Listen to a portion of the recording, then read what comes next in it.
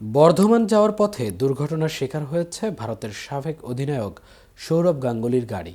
ভারতের সংবাদ মাধ্যম জানিয়েছে, বৃহস্পতিবার সকালে এক অনুষ্ঠানে যাওয়ার পথে দুর্গাপুর এক্সপ্রেসওয়ের দাতনপুরে দুর্ঘটনার কবলে পড়ে সৌরভের রেঞ্জ রোভার গাড়ি।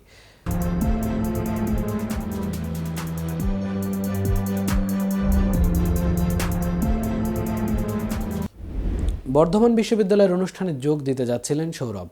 বৃষ্টির মধ্যে দাতনপুরে আচমকাই একটি ট্রাক তার গাড়িবহরের সামনে এসে পড়ে। সৌরভের গাড়ির চালক দ্রুত ব্রেক কষে প্রাথমিক বিপদ সামলে দেন, কিন্তু পেছনে থাকা গাড়িগুলো পরিস্থিতি সামাল দিতে পারেনি। একে একে ধাক্কা খেতে থাকে সৌরভের পেছনে থাকা গাড়িগুলো। প্রত্যক্ষদর্শীর বয়ানে ভারতের সংবাদ মাধ্যম সংবাদ প্রতিদিন জানিয়েছে, সৌরভের পেছনে থাকা গাড়িটা তার রেঞ্জ রোভারের ধাক্কা মারে। সৌরভের গাড়িসহ বহরের দুটি গাড়ি ক্ষতিগ্রস্ত হলেও সৌরভের গাড়িতে থাকা কেউ আহত হননি।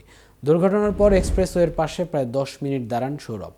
পরিস্থিতি স্বাভাবিক হওয়ার পর বর্ধমানের উদ্দেশ্যে রওনা দিয়ে অনুষ্ঠানে হাজির হন বিসিসিআই এর সাবেক এই সভাপতি। সেখানে বর্ধমান স্পোর্টস অ্যাসোসিয়েশনের একটি অনুষ্ঠানে অতিথি ছিলেন 52 বছর বয়সী ভারতের সাবেক এই ওপেনার। সৌরভের সফর সঙ্গীদের বরাত দিয়ে সংবাদ প্রতিদিন জানিয়েছে, বড় সড়ক দুর্ঘটনার হাত থেকেই বেঁচে গেছেন সৌরভ।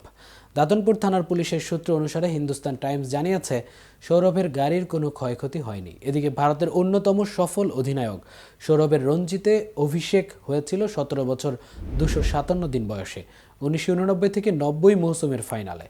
কলকাতার ইডেন গার্ডেনের সেই ম্যাচে দিল্লির সঙ্গে ড্র করে শিরোপা জিতেছিল সৌরভের বাংলা। তবে প্রথম শ্রেণীর ক্রিকেটে বাংলার হয়ে খেলা দ্বিতীয় সর্বকনিষ্ঠ ক্রিকেটার অঙ্কিত চ্যাটার্জি। 1960 থেকে 61 মৌসুমে 15 বছর 194 দিন বয়সে অভিষেক হয়েছিল অম্বর রায়ের। কাল প্রথম ইনিংসে হরিয়ানাকে 157 রানে গুটিয়ে দেওয়ার পর শেষ বিকেলে ব্যাট করতে নেমেছিল বাংলা। স্বাগতিকরা 5 ওভারে 1 উইকেট হারিয়ে করেছিল 10 রান। অভিষিক্ত ওপেনার অঙ্কিত অপরাজিত ছিল 5 রানে। আজ দ্বিতীয় দিনে ইনিংসটিকে আরেকটু বড় করেছেন এই কিশোর। আউট হওয়ার আগে করেছেন 29 রান। অঙ্কিত চ্যাটার্জির মধ্যে বিশেষ কিছু খুঁজে পেয়েছেন বলেই হয়তো বাংলার নির্বাচকেরা এত অল্প বয়সেই তাকে রঞ্জি ট্রফিতে খেলানোর যোগ্য মনে করেছেন। এমন প্রতিভাবান সবারই উঠে আসার পেছনে কোনো গল্প থাকে। অঙ্কিত গল্পটা কঠিন পরিশ্রমের, খেলার প্রতি গভীর ভালোবাসা ও আত্মত্যাগ ও নিবেদনের।